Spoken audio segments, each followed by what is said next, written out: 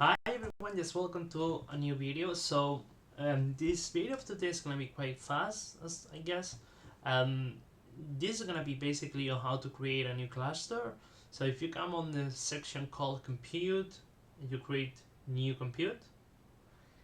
You provide the runtime that you want to use. If you want to have ML based, you can choose that.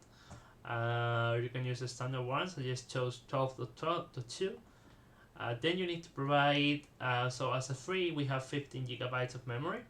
Okay.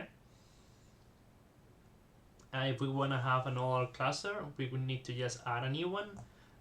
Then the Spark config that we're going to use, if we can provide more configurations for Spark, we can add them in here. They're just going to be appended to the deployment command that we're going to run. And if we want to add more environment variables, so that we can have them on the end of the cluster, we can add them as well in here. We just need to create the cluster, create compute in here. So let's check the one that we have right here. I have a couple of notebooks. What are the things we can do whenever we manage a cluster?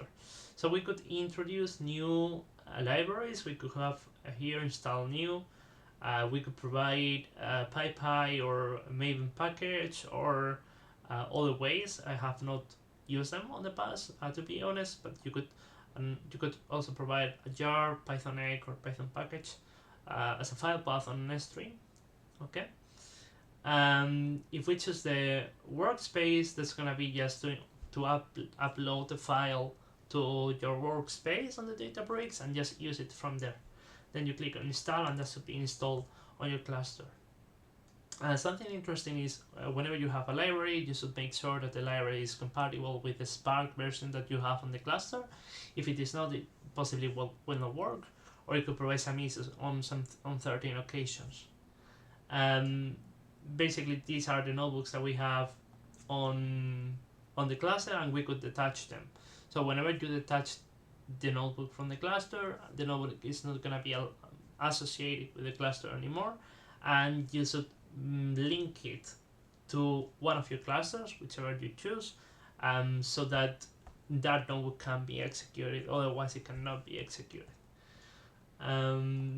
Basically, this is the config, this is the cores, the RAM that we chose, and these are some configs and how to use with JDBC or any other methods.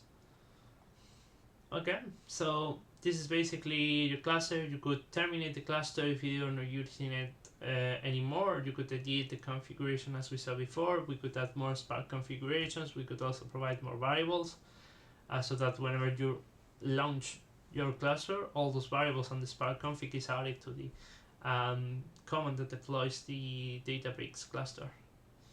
So this is pretty much everything I wanted to show. I hope you liked the video. Like, subscribe, click the bell button. See you in the next one. Bye bye.